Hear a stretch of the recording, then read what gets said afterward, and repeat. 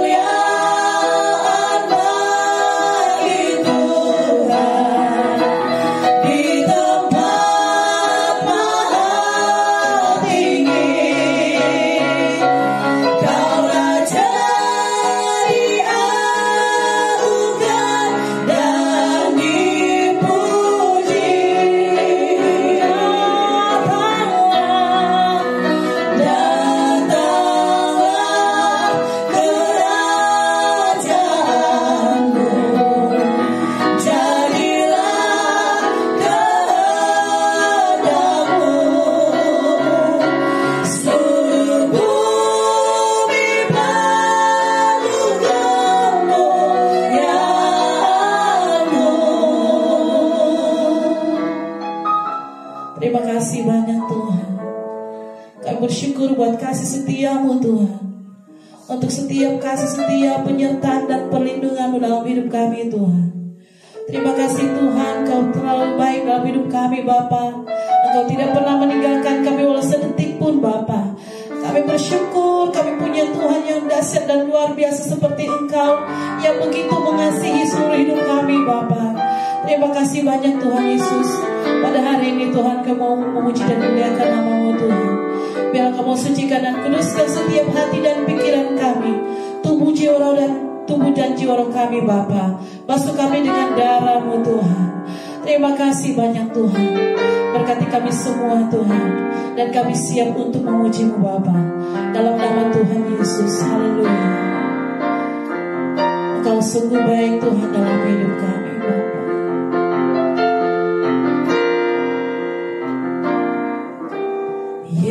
Yesus, Kau sungguh baik. Yesus, nama-Mu indah. Yesus, ku cinta Kau selalu. Ku tinggikan, ku agungkan selamanya. Katakan Yesus. Yesus, Kau sungguh baik. Yesus, nama-Mu indah. Yesus, ku cinta Kau selalu.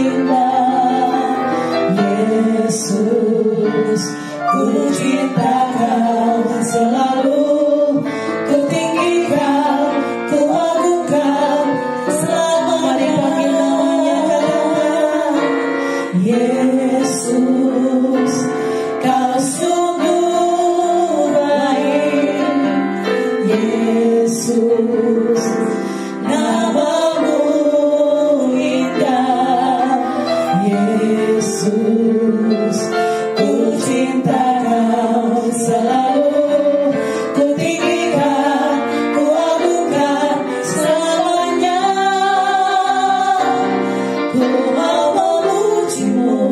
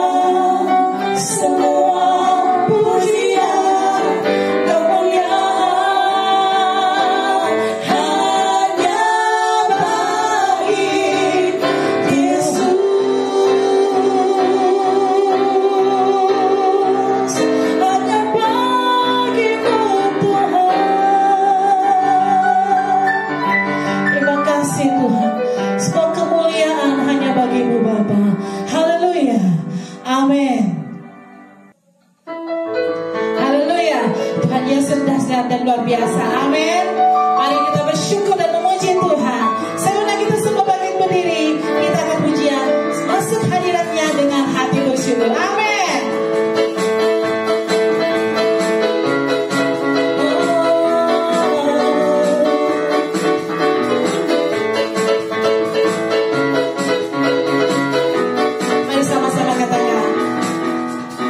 Masuk hadiratnya dengan hati bersyukur memuji Dia, memuji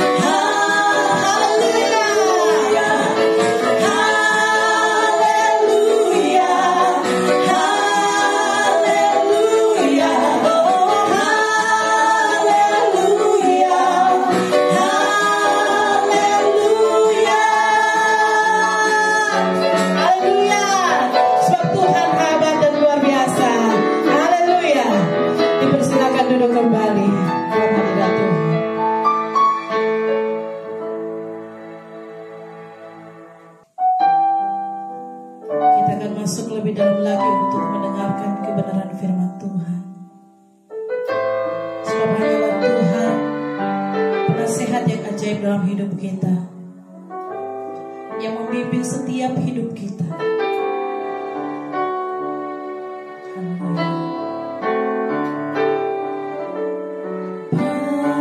Penasehat di hidupku, penghibur bagi jiwaku, ya Roh Kudus penolongku di tubuh jiwa dan rohku.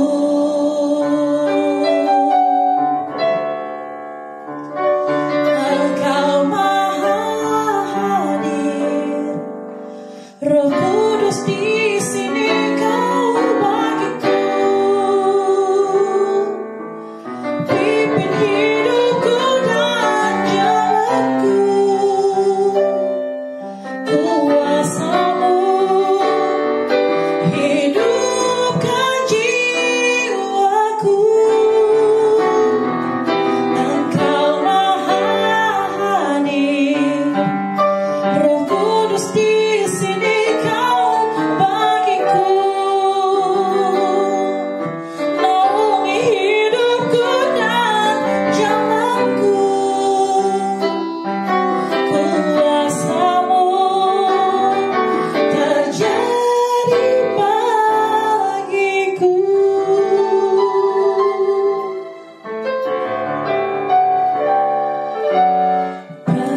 Penasehat di hidupku, penghibur bagi jiwaku, ya Roh Kudus penolongku di tubuh jiwa dan rohku. Penasehat di hidupku, penghibur bagi jiwaku, ya Roh Kudus penolongku di tubuh jiwa dan rohku. Engkau maha hadir, Roh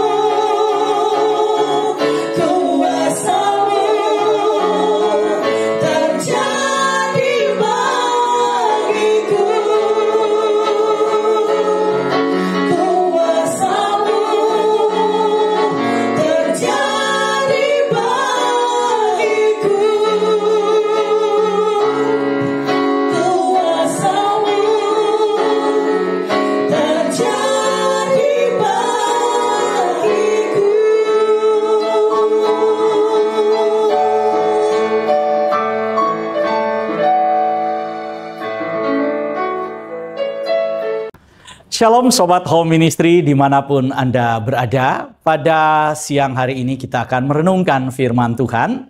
Kita akan belajar bersama karena pada minggu-minggu ini kita memang khususkan sesi firman Tuhan untuk belajar pendalaman firman Tuhan. Secara khusus kita akan belajar tentang penciptaan manusia, tujuan manusia diciptakan, dan kenapa Yesus menjadi jalan keselamatan bagi manusia.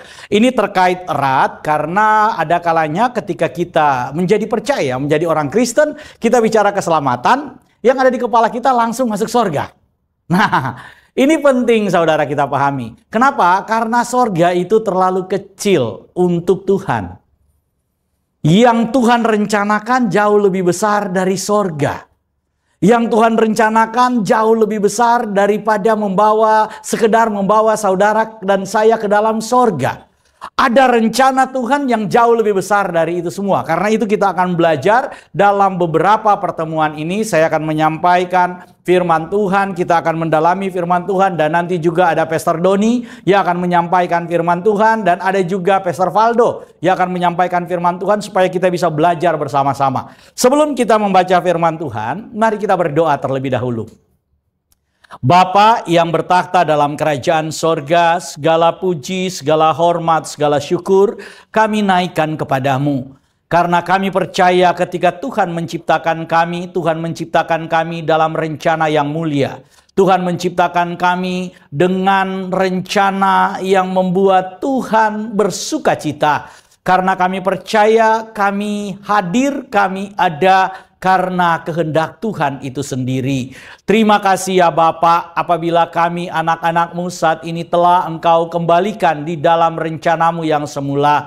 Biarlah saat ini kami menjalani hari-hari kami, berjalan sesuai dengan kehendak Tuhan dalam hidup kami. Kami rindu mendengar firman-Mu, merenungkan firman-Mu, belajar firman-Mu. Kami minta kuasa Roh Kudus saat ini, yang saat ini langsung mengajar kami. Biarlah firman-Mu itu menghidupi kehidupan kami, dan firman-Mu ini menjadi kekuatan buat kami. Karena kami percaya ketika firman-Mu diberitakan, yang sakit dijamah disembuhkan oleh Tuhan, yang berbeban berat diberi kelepasan kelegaan oleh Tuhan, yang mengalami berbagai macam pergumulan diberi jalan keluar oleh Tuhan. Oleh bilur-bilur darah Tuhan Yesus, kami percaya kami telah disembuhkan dalam nama Tuhan Yesus. Mujizat kami terima, dan saat ini kami menjadi orang yang lebih dari pemenang. Berfirmanlah kepada kami ya Bapa. Kami siap mendengar firman-Mu. Dalam nama Tuhan Yesus kami berdoa. Haleluya. Amin. Ya, silakan duduk Sobat Home Ministry yang saat ini ada di wilayah Jawa Barat, di Purwakarta, Bandung, Soreang, dan sekitarnya. Serta teman-teman yang ada di Jakarta, yang ada di Sukabumi, yang ada di Cianjur, yang ada di Manado, dan di berbagai tempat yang mengikuti program dari Home Ministry. Kita baca firman Tuhan. Diambil dari Kejadian pasal pertama ayat 26 sampai 28. Kejadian 1 ayat 26 sampai 28, demikian firman Tuhan. Berfirmanlah Elohim, baiklah kita menjadikan manusia menurut gambar dan rupa kita, supaya mereka berkuasa atas ikan-ikan di laut dan burung-burung di udara, dan atas ternak dan atas seluruh bumi, dan atas segala binatang melata yang merayap di bumi. Maka Elohim menciptakan manusia itu menurut gambarnya. Menurut gambar Elohim diciptakannya dia, laki-laki dan perempuan diciptakannya mereka. Elohim memberkati mereka, lalu Elohim berfirman kepada mereka, beranak cuculah dan bertambah banyak. Penuhilah bumi dan taklukkanlah itu, berkuasalah atas ikan-ikan di laut dan burung-burung di udara, dan atas segala binatang yang merayap di bumi. Saudara yang saya kasihi dalam kasih Tuhan Yesus Kristus, kalau kita membaca firman Tuhan ini, maka kita melihat dengan sangat jelas apa sebenarnya tujuan Tuhan menciptakan manusia. Saya ingin mengajak kita terlebih dahulu memahami hal yang kemudian seringkali kita lewatkan, hal yang kemudian seringkali kita lupakan. Firman Tuhan berkata bahwa Tuhan punya rencana. Rencana Tuhan adalah menciptakan manusia menurut gambar dan rupa Tuhan. Jadi ada dua, saudara, gambar dan rupa. Kalau gambar itu berbicara tentang, kalau rupa bicara tentang kualitas. Kalau gambar berbicara tentang komposisi. Jadi manusia dalam rencana Tuhan, Tuhan ingin menciptakan manusia, menciptakan satu makhluk yang kemudian diberi nama Adam atau Adama atau manusia itu dalam kapasitas dengan komposisi yang sesuai dengan gambarnya. Jadi manusia itu diciptakan berdasarkan komposisi ilahi. Berdasarkan komposisi maksudnya apa sih, Pak? Kalau bicara tentang komposisi itu maksudnya apa? Nih, saudara, kalau kita bicara tentang komposisi misalnya ketika ada seorang pematung, karena gambar itu juga biasa diterjemahkan sebagai patung. Ya. Jadi kalau ada seorang pematung, ketika dia ingin kemudian menciptakan satu patung, dia ingin membuat satu patung, ini anggaplah saudara paham ya. Jadi dia kemudian akan mengambil tanah liat. Tapi ketika dia mengambil tanah liat, dia melihat komposisi dari tanah liat itu tanah liat yang berkualitas. Jadi dipilihlah tanah liat yang berkualitas, kemudian dia olah, dia ciptakan dengan tangan dia sendiri. Nah, saudara, manusia itu dianalogikan, diciptakan oleh Tuhan seperti itu. Tuhan menciptakan manusia bukan cuma berfirman. Kalau yang lain Tuhan berfirman, jadi maka jadi. Tapi ketika bicara tentang manusia, Tuhan kemudian membuat. Tuhan menciptakan. Dia kemudian mengadakan manusia itu, yaitu ada komposisi tanah itu, karena dari sanalah dia diambil. Tapi kemudian ada tangan Tuhan yang kemudian menciptakan dia, di mana komposisi yang diletakkan Tuhan di dalam diri manusia itu ada komposisi ilahi. Sehingga tanah itu menjadi daging. Tapi daging bukan sembarang daging, tapi daging sorgawi. Daging yang memiliki unsur kekekalan. Daging yang tidak kemudian dijamah oleh maut. Daging yang kemudian tidak disentuh oleh maut. Sama seperti asalnya tanah itu, debu tanah itu. Jadi asal manusia memang dari tanah. Tapi ketika Tuhan menciptakan dia menjadi komposisi yang baru. Inilah rencana Tuhan. Jadi tanah Tuhan ciptakan untuk jadi unsur asal manusia, tapi dengan komposisi sorgawi. Sehingga ketika manusia Adam itu terbentuk, komposisi tubuhnya ini adalah komposisi yang layak untuk ada dalam lingkungan ilahi. Untuk ada berhadap-hadapan muka dengan Tuhan. Untuk ada dan bisa melihat Tuhan. Ini penting. Kenapa? Karena setelah manusia jatuh ke dalam dosa, maka manusia mengalami apa yang disebut dengan penurunan kualitas kemanusiaannya. Komposisinya kembali kepada komposisi asalnya dia, yaitu tanah. Oleh karena itu, kalau kita lihat, mari kita lihat dulu supaya saudara bisa paham bagaimana sebenarnya komposisi asali manusia itu. Di dalam 1 Korintus, ini Rasul Paulus menulis, 1 Korintus pasal 3 ayat 18, firman Tuhan berkata begini, kita semua mencerminkan kemuliaan Tuhan dengan muka yang tidak berselubung, dan karena kemuliaan itu datangnya dari Tuhan yang adalah Roh, maka kita diubah menjadi serupa dengan gambarnya dalam kemuliaan yang semakin besar. Oh, ternyata begini caranya, saudara. Jadi bagaimana Tuhan mengubah dari tanah itu menjadi segambar dan serupa dengan dia? Firman Tuhan bilang, kita semua mencerminkan kemuliaan Tuhan dengan muka yang tidak berselubung. Kalau saudara baca dalam Kejadian 1 ayat 1, itu kemudian dijelaskan. Werua Elohim merakefet. Jadi ketika roh Tuhan itu melayang-layang di atas permukaan air, dalam terjemahan Indonesianya melayang-layang. Tapi kalau saudara baca, ayat selanjutnya dikatakan alpenetehom. Jadi ada upaya di mana kemudian Tuhan itu, roh Tuhan itu menghadapkan wajahnya kepada apa? Kepada mayim. Kepada apa? Kepada air. Ceritanya seperti itu. Tapi mayim di sini juga bisa diterjemahkan sebagai benih. Jadi Tuhan menghadapkan wajahnya kepada satu benih. Jadi proses penciptaan manusia itu sudah ada sejak Kejadian 1 ayat 1 di dalam rencana Tuhan. Di mana ada benih yang Tuhan hadapkan wajahnya, sehingga ketika berhadap-hadapan wajah dengan Tuhan, benih ini itu menjadi serupa dan segambar dengan Tuhan. Ini analogi yang diceritakan oleh Kejadian 1 ayat 1, saudara. Jadi dalam Kejadian 1 ayat 1 sudah ada unsur bagaimana kemudian rencana Tuhan itu dinyatakan. Eksekusinya itu ada di dalam Kejadian 1 ayat 27. Maka diciptakanlah manusia menurut gambar. Rupanya kemana? Nah, ini nanti kita akan bahas di khotbah selanjutnya. Sekarang kita akan bahas tentang gambar dulu.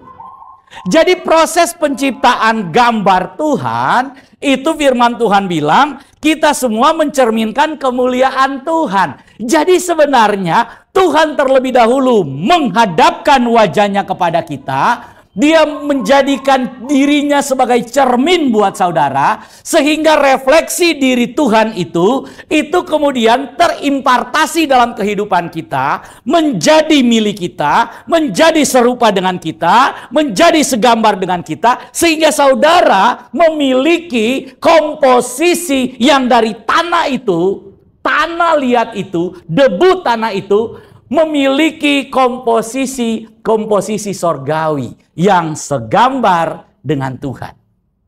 Inilah yang dikatakan oleh Rasul Paulus. Karena kemuliaan itu datangnya dari Tuhan yang adalah roh, maka kita menjadi serupa dengan gambarnya dalam kemuliaan yang semakin besar.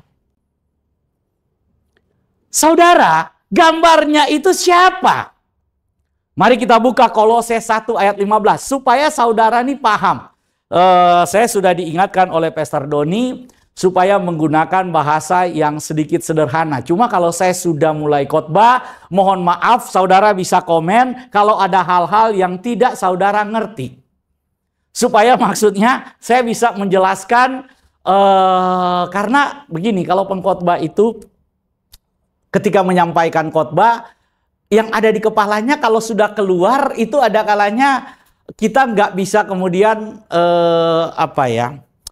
menyederhanakan sesuatu yang kemudian Tuhan nyatakan. Nah ini mungkin sedikit saya mohon maaf kalau kemudian ada hal-hal yang saudara kurang mengerti. Nanti kalau kemudian dalam pertemuan offline kita bisa kemudian berdiskusi mungkin lebih jauh lagi. Jadi sekali lagi mohon maaf. Nah kita lihat Kolose 1 ayat 15. Siapa sebenarnya gambar Tuhan itu ketika Tuhan menciptakan manusia pertama? Mari kita lihat sama-sama. Kolose 1 ayat 15, firman Tuhan berkata begini, manusia itu siapa? Gambar Tuhan itu siapa? Ia adalah gambar Elohim yang tidak kelihatan. Ia di sini siapa? Yesus. Jadi firman Tuhan kemudian berkata bahwa Yesus itu adalah gambar Elohim itu sendiri yang tidak kelihatan. Jadi ketika Adam itu diciptakan, manusia pertama diciptakan berdasarkan gambar Tuhan, gambar Elohim. Nah, gambar Elohim ini adalah frame, saudara. Saudara kalau lihat donat, pernah makan donat ya? Ya, donat. Kalau saudara ngelihat donat, ketika donat itu dicetak, itu kan cuma sekecil-kecil, cuma segini-segini. Nggak ada donat segini. Kalau donat segini, wah repot saudara, mulut kita nggak muat. Jadi donat itu kan cuma segini-segini saudara ya, bolong di tengah, donat bolong di tengah, benar nggak? Tapi sekarang ada donat yang nggak pakai bolongan. Ada donat yang udah kayak bakpao ya, yang isinya ada coklat, ada macam-macam. Oke, ini donat yang bolong di tengah. Ketika saudara kemudian dicetak donat segini, itu kan dari adonan yang banyak, dari adonan yang besar. Nah, dari adonan yang besar ini keluarlah donat yang begini-begini tuh. Bagaimana donat yang kecil-kecil ini bisa keluar segini? Karena pakai frame. Ya. Pakai frame tuh, pakai cetakannya. Nah, cetakan ini membuat adonan yang banyak itu jadi ya kayak donat begitu-begitu. Kenapa? Karena ya sesuai dengan frame-nya. Oke. Jadi diciptakan, dibuat sesuai dengan frame. Nah, dikatakan manusia itu diciptakan berdasarkan gambar. Jadi ketika manusia diciptakan itu ada frame-nya. Kalau firman Tuhan kemudian berkata kepada kita, Tuhan menghadapkan wajahnya. Nah, wajah siapa yang dihadapkan? Wajah siapa yang dihadapkan kepada benih? Firman Tuhan berkata dalam Kolose, ia adalah gambar Tuhan yang tidak kelihatan. Ia di sini adalah Yesus. Jadi saudara, ketika Adam diciptakan berdasarkan gambaran Yesus. Jadi Adam itu bukan rencana utama Tuhan. Rencana utama Tuhan adalah Yesus. Jadi manusia diciptakan supaya menjadi segambar dengan Yesus. Manusia itu ada di dunia supaya menjadi segambar dengan Yesus. Manusia hadir di dunia supaya menjadi segambar dengan Yesus. Artinya Yesus adalah pusat dari penciptaan segala sesuatu yang ada yang saudara lihat. Yesus adalah pusat dari segalanya. Yesuslah yang utama itu. Yesuslah yang menjadi asal segala sesuatu itu. Yesuslah yang menjadi dasar aturan segala sesuatu itu. Karena itu Yohanes 1 ayat 1 berkata, en arche en hologos kai hologos prostonteon. Kata en arche itu diterjemahkan dalam bahasa Indonesia pada mulanya. Pada mulanya ini bukan berarti awal-awal, bukan cuma angka pertama, bukan. Tapi ini berbicara tentang yang utama, berbicara tentang rule, yang berbicara tentang aturannya, yang berbicara tentang dasarnya. Dalam Alkitab Vulgata menggunakan kata in principio. In principio itu prinsip. Jadi dalam prinsipnya, pada prinsipnya itu adalah Yesusnya.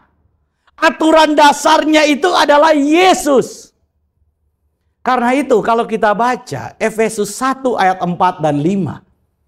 Firman Tuhan yang berkata bahwa kita sudah diciptakan, sudah ada sebelum segala sesuatu ada. Kenapa? Karena ayatnya yang kelima menyatakan bahwa kita ada di dalam Yesus. Di dalam Dia kita menjadi ada. Tanpa Dia kita nggak mungkin ada. Artinya eksistensi manusia itu cuma ada karena ada eksistensi Yesus. Oleh karena itu Yesus berkata, di luar aku kamu tidak dapat berbuat apa-apa. Jadi saudara, tujuan manusia diciptakan hanya satu. Supaya menjadi segambar dengan Yesus.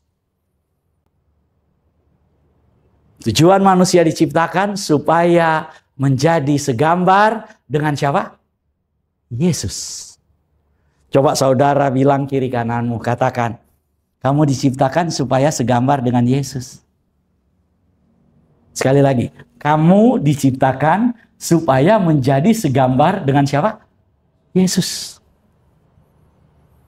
Oleh karena itu, ketika manusia jatuh ke dalam dosa, manusia kemudian menentukan tujuannya sendiri. Karena dosa itu dalam bahasa Yunani dikatakan hamartia. Dalam bahasa Ibrani kata. Kata hamartia atau kata itu, kalau kata-kata itu artinya dilewatkan. Kalau hamartia itu artinya keluar dari sasaran.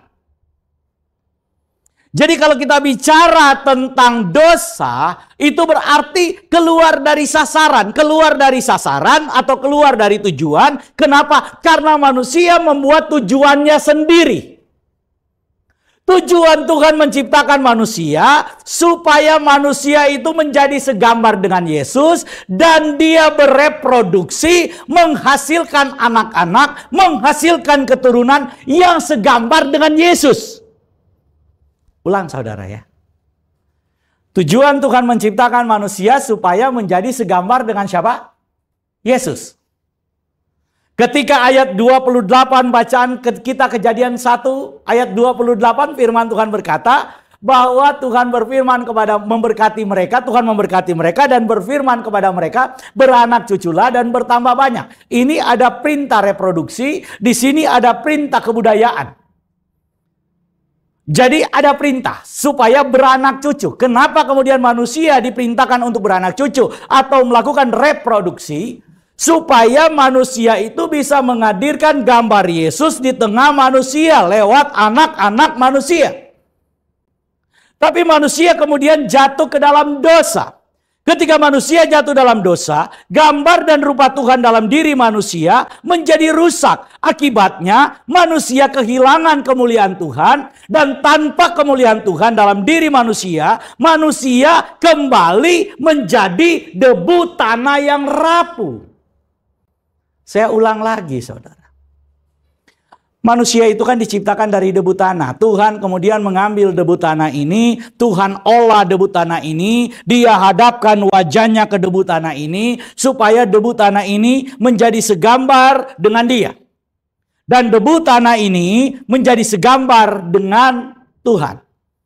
Siapa gambar yang kemudian dilihat oleh manusia? Firman Tuhan bilang, gambar itu adalah Yesus. Kolose 1 ayat 15, kita sudah baca tadi. Jadi ketika Tuhan menciptakan manusia, ada frame-nya, ada gambarnya. Gambarnya Yesus. Jadi manusia diciptakan supaya segambar dengan Yesus. Tapi dosa itu adalah membuat manusia membuat sasaran baru. Jadi sasaran Tuhan, tujuan Tuhan menciptakan manusia supaya segambar dengan dirinya. Supaya segambar dengan Yesus itu. Tapi manusia membuat sasaran yang baru. Sehingga sasaran yang baru itu beralih, saudara. Dari menjadi segambar dengan Tuhan, beralih. Yang dikejar adalah untuk mendapat kemuliaan Tuhan. Padahal kemuliaan Tuhan sudah diberikan kepada manusia. Untuk mengejar kemahakuasaan Tuhan. Padahal manusia sudah diberi kuasa. Saudara perhatikan baik-baik. Manusia melenceng dari tujuan. Dengan dia segambar dengan Tuhan, semua makhluk tunduk. Dengan dia segambar dengan Tuhan, maka kemudian segala sesuatu itu ada di bawah kuasanya. Tapi iblis kemudian membisikkan kepada manusia. Menjadikan kekuasaan itu sebagai tujuannya. Menjadikan kekuasaan itu sebagai upaya kehidupan manusia di dunia ini. Padahal Tuhan kepengen manusia itu menjadi segambar dengan Dia. Karena dengan kesegambaran itu, segala kuasa ada dalam dirinya. Segala perintah yang Dia katakan makhluk tunduk. Tapi manusia justru mengejar kekuasaan itu. Dia nggak sadar kalau dia berkuasa. Kita ada kalanya nggak sadar bahwa dalam diri kita ini ada kuasa. Kita justru capek mengejar kekuasaan. Padahal kalau kita ada di dalam Tuhan itu, kita tetap dalam kesegambaran kita dengan Kristus, maka segala kuasa telah diberikan kepadanya, baik di bumi, baik di sorga, maupun di bawah bumi. Semuanya telah takluk di bawah kaki Yesus. Nah, dosa itu membuat manusia merubah tujuannya.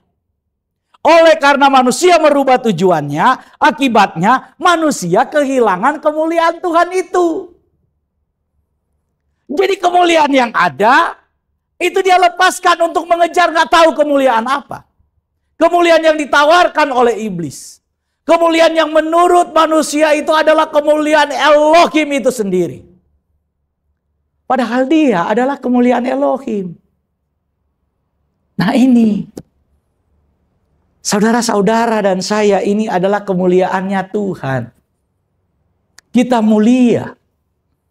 Kita berharga. Kita bernilai. Bukan karena karir yang saudara sudah capai. Bukan karena jumlah harta yang sudah saudara kumpulkan. Bukan karena hal-hal apa yang telah saudara mampu dapatkan. Bukan karena jabatan yang saudara dapatkan, bukan saudara. Kita ini mulia karena Tuhan yang mulia itu menciptakan kita segambar dengan dirinya. Saudara diciptakan segambar dengan Tuhan. Segambar dengan Yesus sendiri. Tapi karena manusia jatuh dalam dosa, manusia kehilangan kemuliaan Tuhan. Tanpa kemuliaan Tuhan dalam diri manusia, manusia hanyalah sekumpulan tanah yang rapuh. Oleh karena itu saudara, dosa membuat gambar dan rupa Tuhan dalam diri manusia menjadi rusak.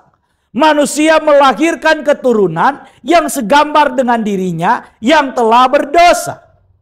Mari kita baca. Di dalam kejadian pasal yang kelima ayat yang ketiga, dalam firman Tuhan itu dikatakan bahwa manusia melahirkan keturunan yang bernama Set yang segambar dengan dirinya. Ayat yang pertama dikatakan bahwa manusia diciptakan Tuhan segambar dan serupa dengan Tuhan. Tapi ketika manusia jatuh dalam dosa, ayat yang ketiga mengatakan bahwa manusia melahirkan keturunan. Tujuan Tuhan menciptakan manusia tadi supaya segambar dengan Yesus, segambar dengan Tuhan. Diperintahkan untuk beranak cucu supaya mereproduksi keturunan-keturunan yang segambar dengan Tuhan. Tapi karena manusia jatuh dalam dosa, maka keturunan manusia tidak lagi segambar dan serupa dengan Tuhan, tapi segambar dengan dirinya.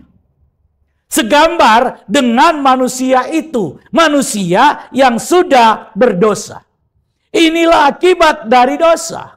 Manusia keluar dari sasaran, manusia keluar dari tujuan penciptaan, karena hamartia itu artinya manusia membuat tujuannya sendiri. Saya baca buat saudara aja, Kejadian 5 ayat 3, setelah Adam hidup 130 tahun, ia memperanakan seorang laki-laki menurut rupa dan gambarnya, lalu memberi nama kepadanya Set.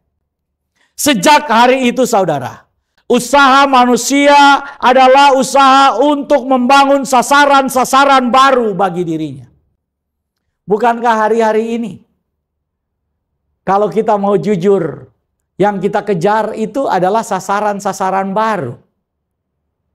Kita bukan kemudian dalam sasaran yang Tuhan inginkan, yaitu ada di dalam kekudusan Tuhan, yaitu ada dalam kesegambaran dan keserupaan dengan Tuhan. Tapi kita justru mengejar sasaran-sasaran baru. Saya ingin kasih contoh, kalau saudara kemudian mengejar sasarannya itu adalah karir yang utama di dalam hidupmu, maka karir itu akan terasa jauh. Kalau sasaranmu itu adalah harta, maka harta itu akan engkau kejar dengan lelah. Karena firman Tuhan berkata bahwa engkau akan berjeri lelah di muka bumi, engkau akan mengolah tanah dari asalmu, dan yang engkau dapat adalah rumput dan semak duri. Saudara, Tuhan gak pernah kutuk manusia. Tapi Tuhan mengutuk tanah yang menjadi sumber penghasilan penghidupan manusia. Saudara dan saya nggak mungkin makan seng, walaupun dia orang Ambon. Seng, makan seng. Nggak ada. Kita nggak makan seng. Kita makan misalnya gandum. Kita makan misalnya beras. Kita makan nasi. Kita makan apa lagi. Dan itu dihasilkan oleh tanah. Saudara, nggak ada padi ditanam di beton. Nggak ada. Wah, Pak, tapi saya itu punya duit banyak. Saya bukan petani, saya pekerja, saya karyawan, saya pengusaha. Saudara, memangnya kalau saudara pengusaha, saudara makannya bukan makan beras, bukan makan nasi. Saudara nggak makan gandum. Nggak, Pak. Saya makan ubi batatas. Nah, sekarang saya orang Manado. Saudara, memang itu batatas dari mana? Dari langit. Nggak ditanam di tanah. Firman Tuhan sudah bilang begitu. Bahwa dari sana asalmu, engkau akan kembali kepada tanah, dan engkau akan hidup dari tanah. Sebelumnya manusia hidup dari mana? Dari pemeliharaan Tuhan. Di Taman Eden manusia nggak perlu bekerja lelah. Manusia nggak perlu menggarap tanah. Semuanya disediakan oleh Tuhan. Tapi ketika manusia jatuh dalam dosa, maka dia harus mengusahakan makanannya dari tanah dan dia akan kembali kepada tanah. Inilah akhirnya yang menjadi tujuan manusia. Dengan usahanya manusia akan terus membangun sasaran baru bagi dirinya. Dan akhir dari semua usaha manusia adalah mati. Mati, saudara. Akhir dari perjalanan hidup kita apa? Mati. Siapa yang gak akan mati? Saudara mau kaya, mau miskin, mau berpangkat tinggi, mau saudara cuma ibu rumah tangga, saudara gak punya pekerjaan, saudara banyak pekerjaan, banyak gawe, kata orang Palembang. Akhirnya cuma satu, mati. Gak ada manusia yang kemudian gak mati-mati. Mati. Sehebat apapun kita, sehebat apapun usaha manusia, sehebat apapun manusia membangun karir, membangun pekerjaan, membangun apapun, pada akhirnya kisah manusia ditutup dengan kata mati. Inilah akibat dosa. Inilah akibat penyangkalan manusia. Inilah akibat dari pemberontakan manusia. Pemberontakan manusia berakhir dengan kematian. Nah, sampai di sini saudara, kisah manusia tidak lebih dari cerita kematian. Sampai di sini kisah manusia tidak lebih dari cerita kematian. Paulus kemudian pernah berkata, siapakah yang dapat membebaskan aku dari tubuh maut ini? Aku ingin melakukan yang baik. Tapi yang aku lakukan adalah yang jahat. Aku punya keinginan untuk berbuat baik. Tetapi oleh daging keinginan dosa ini aku diarahkan untuk melakukan perbuatan-perbuatan pemberontakan terhadap Tuhan. Dan pada akhirnya mati. Tapi Rasul Paulus kemudian berkata, syukur kepada Elohim. Syukur kepada Tuhan. Kenapa? Oleh karena kasih karunia Yesus Kristus, maka aku diselamatkan. Oleh karena karunia Yesus Kristus, maka saudara mendapatkan balik hidupmu itu. Kenapa? Karena tujuan manusia diciptakan adalah menjadi segambar dengan Yesus. Ketika keluar dari tujuan Tuhan itu, maka tujuan saudara hanya bisa membawa kita pada kematian. Di dalam Yesus apakah nggak mati, Pak? Oh, firman Tuhan berkata, akulah kebangkitan dan hidup. Barang siapa percaya kepadaku, ia akan hidup walaupun ia sudah mati. Saudara, kata mati itu menggunakan beberapa istilah bahasa Yunani. Yang pertama istilah nekros. Nekros itu artinya saudara tuh hidup. Tapi pada dasarnya saudara mati. Atau seperti mayat hidup. Orang hidup jasadnya aja yang hidup. Tubuhnya aja yang hidup. Tetapi kehidupan yang sejati di dalam dirinya nggak ada. Jadi dia cuma memiliki bios. Itu disebut nekros. Yang kedua apotnesko. Apotnesko itu mati. Iya, mati juga. Tapi mati di sini bukanlah akhir. Karena itu Rasul Paulus berkata bahwa bagiku kematian itu adalah keuntungan. Kenapa keuntungan? Karena saya akan bertemu dengan Yesus. Jadi apotnesko itu bukan kemudian berakhir seluruh kehidupanmu. Tapi saudara mati, berakhir tubuhmu. Tubuhmu yang berakhir, kehidupan di dunia ini yang berakhir, timeline kita di dunia yang berakhir, tetapi kehidupan kita di dunia dan dimensi selanjutnya dalam Tuhan itu berlanjut. Itu yang disebut dengan apotnesko. Jadi saudara, ketika Yesus datang menyelamatkan kita, jangan dulu saudara ingat surganya. Jangan dulu saudara. Tapi lihat dulu kepada Yesusnya. Kenapa? Karena tujuan Tuhan menciptakan kita supaya kita segambar dengan Yesus. Jadi Yesus datang, Yesus itu adalah rencana utama.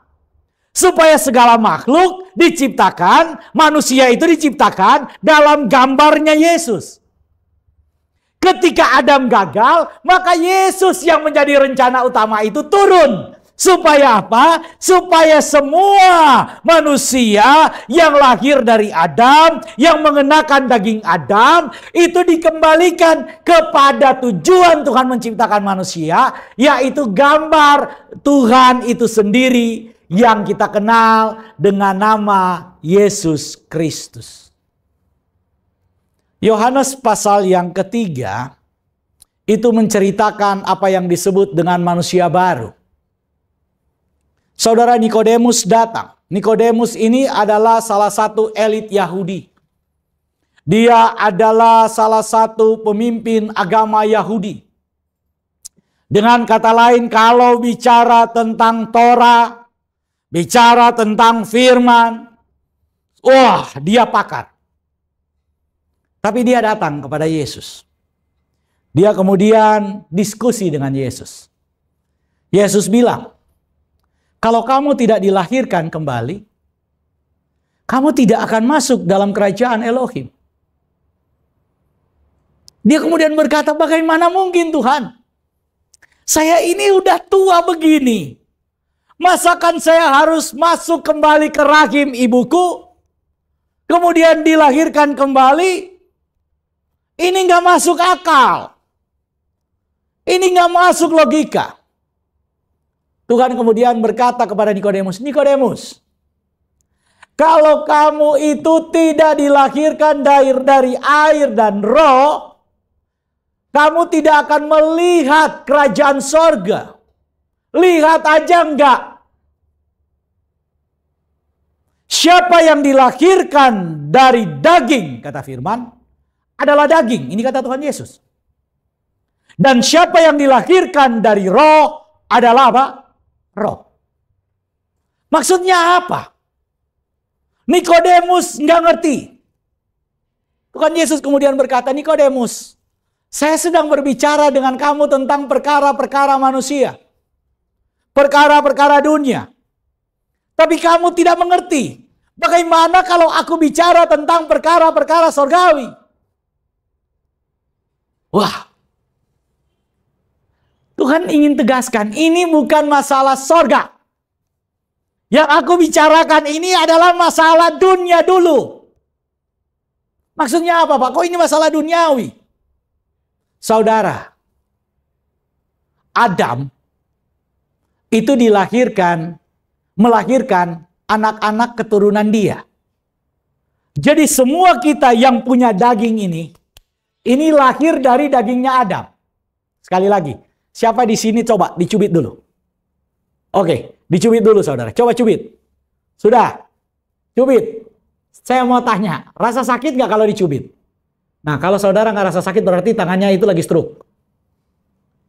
Nah, coba cubit. Sakit ya? Sakit juga ini. Udah merah nih tangan saya cubit-cubit. Saudara, kalau kita sakit ini berarti daging.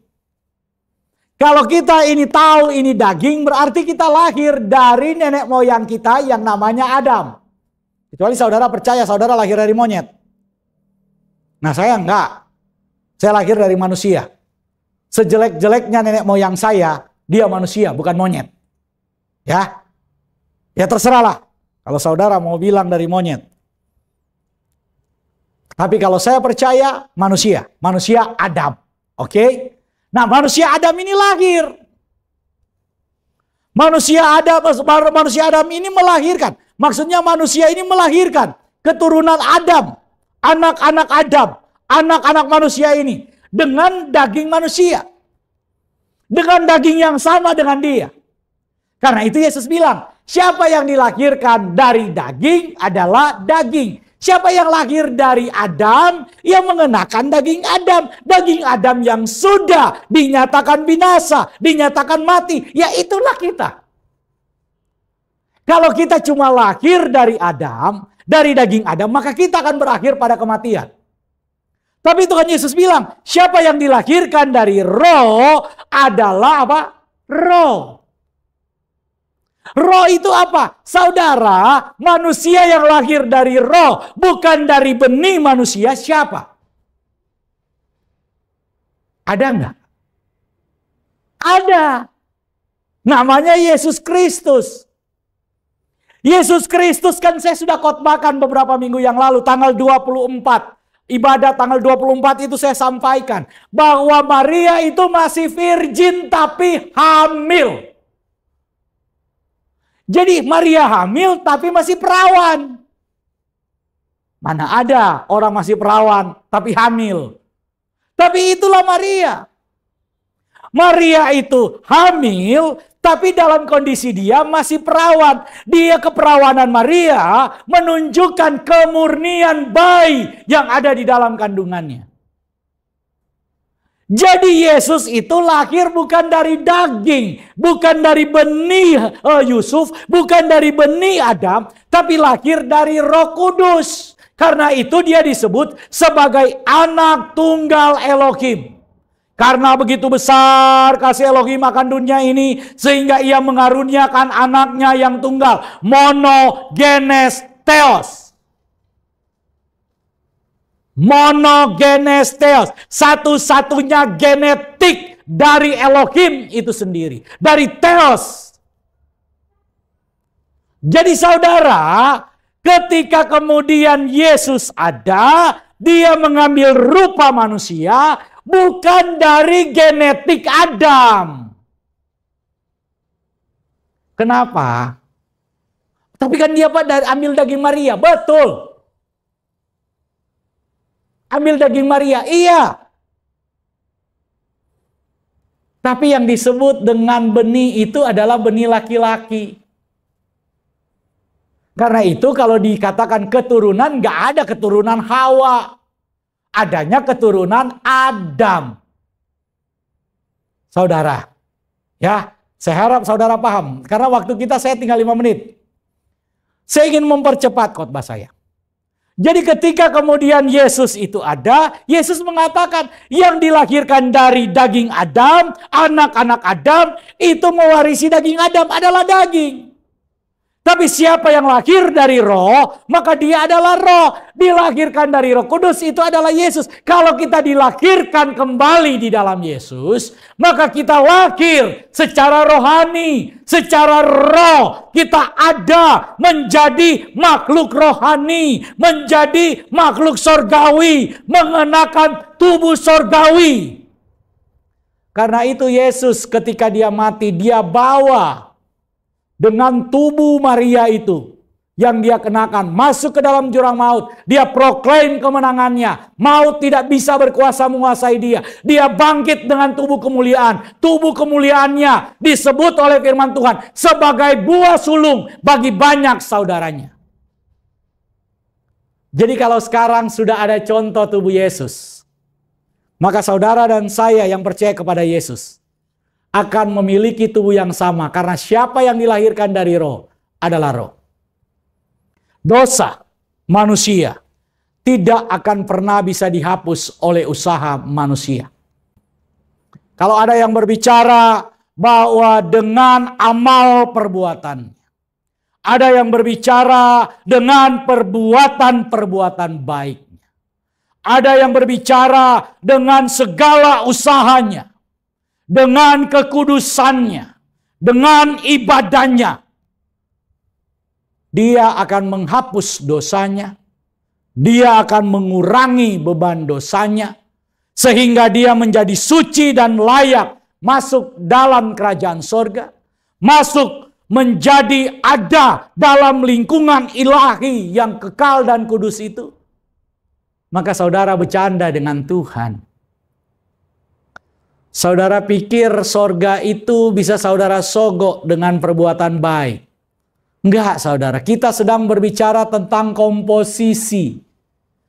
Komposisi tubuh kita ini nggak mungkin saudara masuk dalam kerajaan sorga. Kan saya udah bilang, darah dan daging tidak mungkin masuk dalam kerajaan sorga. Nggak mungkin, mustahil. Mustahil kita bawa tubuh kita masuk dalam kerajaan sorga. Karena itu, Yesus datang supaya apa? Supaya komposisi yang nggak layak ini menjadi layak untuk masuk dalam kerajaan sorga.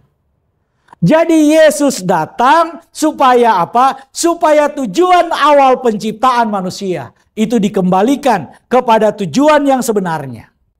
Dosa manusia hanya bisa dihapus oleh usaha Tuhan.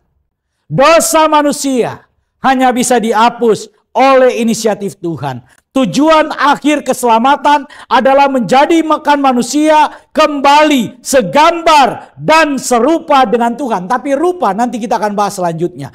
Untuk mengembalikan manusia pada tujuan awal penciptaan, maka manusia harus diciptakan ulang menjadi ciptaan baru yang segambar dengan Tuhan.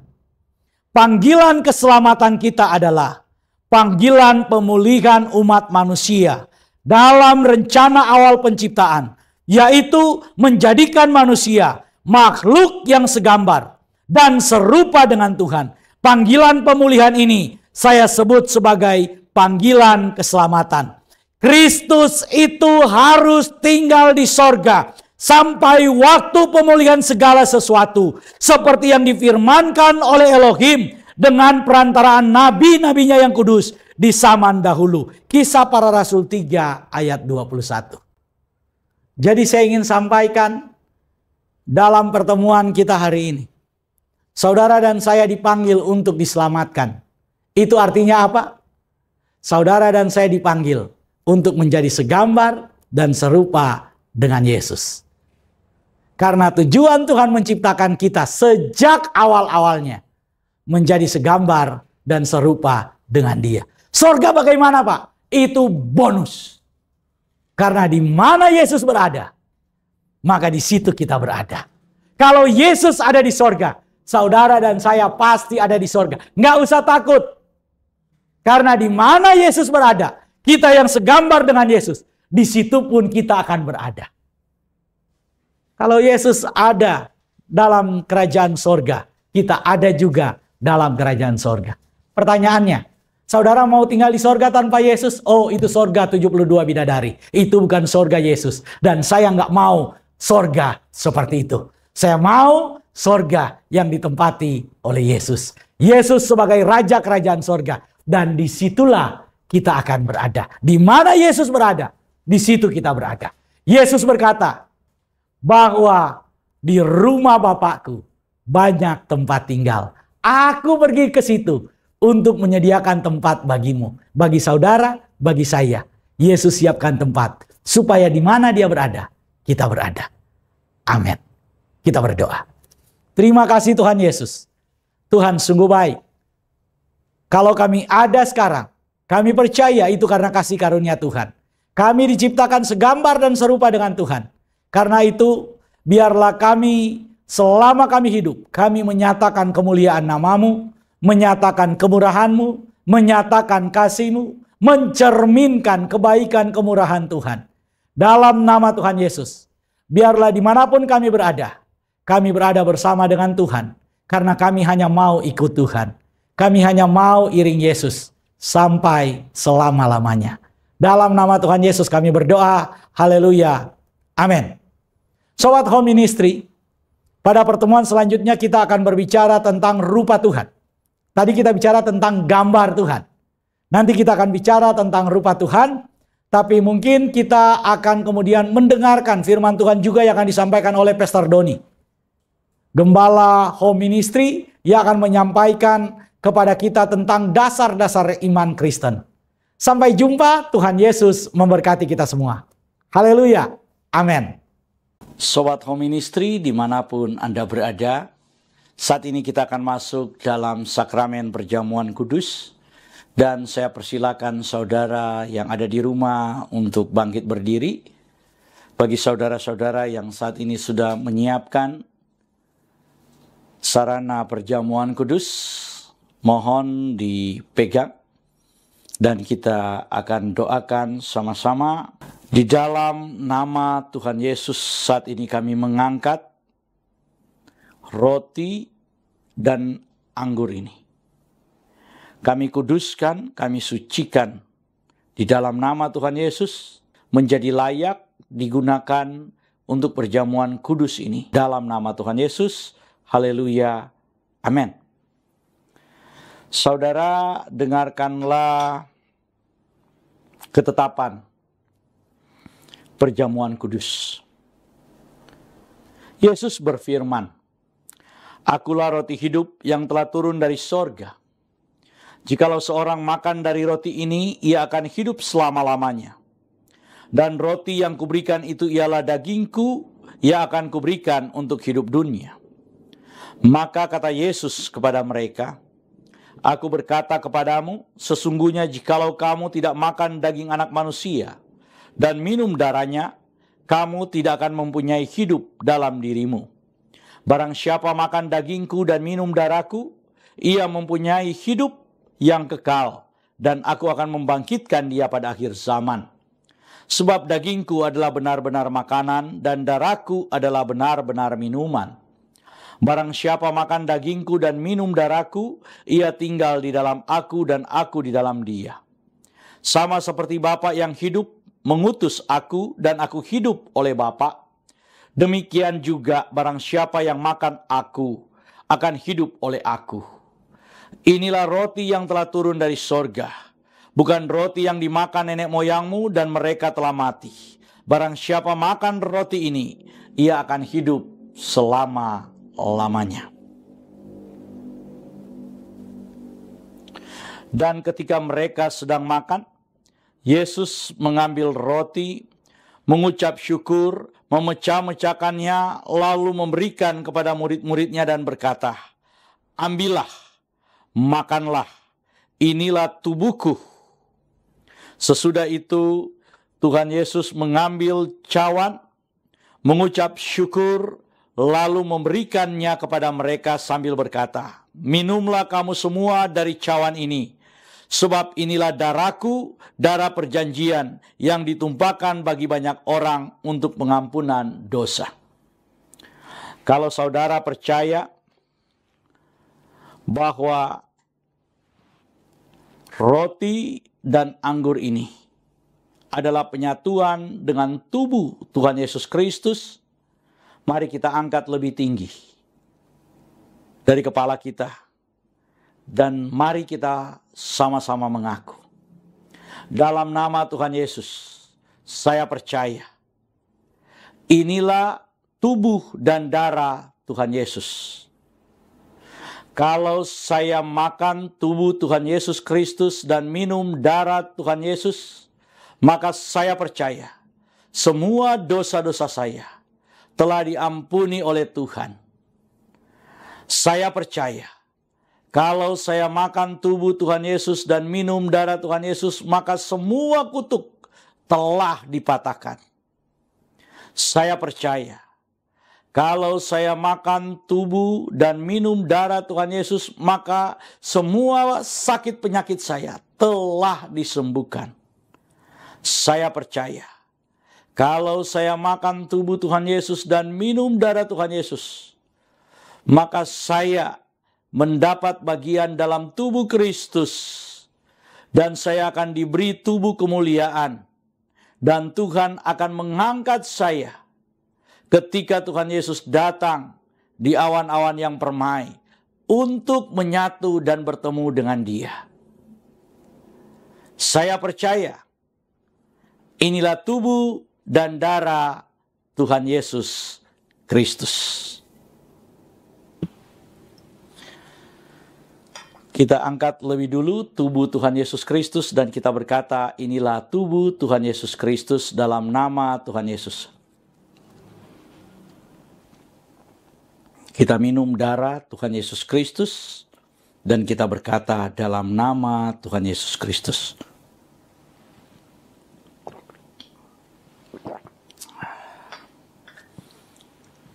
mari kita mengucap syukur bersama-sama.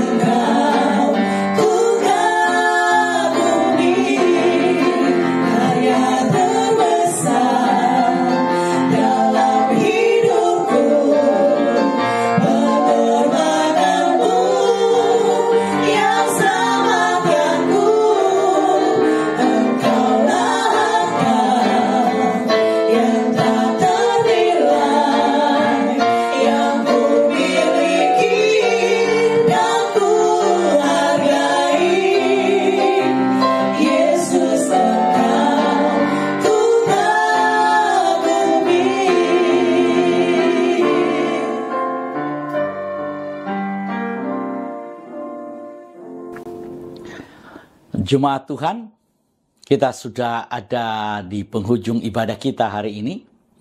Sebelum kita masuk dalam doa berkat, kami ingin memberitahukan bahwa Home Ministry terus melayani jemaat Tuhan. Dan saat ini kami sudah mengadakan ibadah minggu. Dan Sobat Home Ministry, atas nama Gembala Sidang Home Ministry, yaitu Pastor Doni Toisuta, kami mengucapkan terima kasih atas semua partisipasi saudara-saudara, atas semua kehadiran saudara dalam mengikuti ibadah pada hari ini. Kita akan mengakhiri ibadah kita.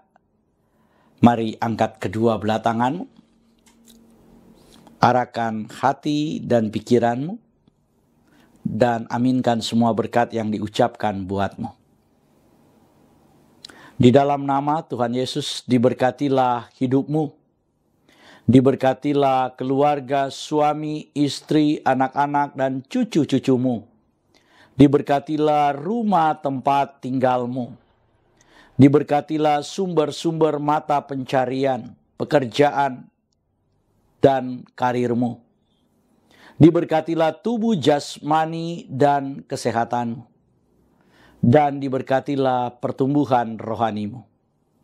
Biarlah semua berkat dari Bapa Sorgawi, Bapa Yahweh namanya, cinta kasih dari Tuhan kita Yeshua HaMashiach, dan persekutuan dengan Roh-Nya yang kudus, menyertai kita semua mulai dari sekarang sampai selama-lamanya. Kita yang percaya diberkati oleh Tuhan dan menerima berkat Tuhan ini. Mari sama-sama kita berkata, Amin. Dalam